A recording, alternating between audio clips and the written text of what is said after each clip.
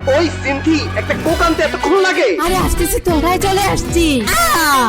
এই সাবধানে, কাইন্ডলি আপনার পাটা সরান। পা ও সরি ভাইয়া। ঠিক আছে, সমস্যা নাই। এই যে আপনার চাবি চলে গেল।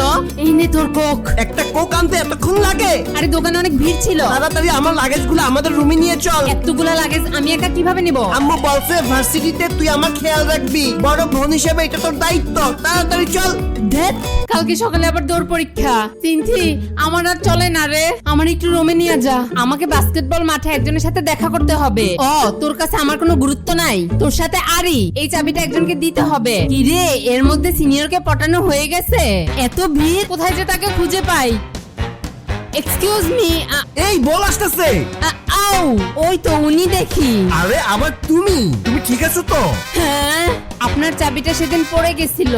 আরে সামান্য একটা চাবির রিং, রেখে দাও। রেখে দিব? তুই এখানে কি করস? হ্যাঁ, নিশ্চয়ই আম্মু পাঠাইছে আমার উপর নজরদারি করতে।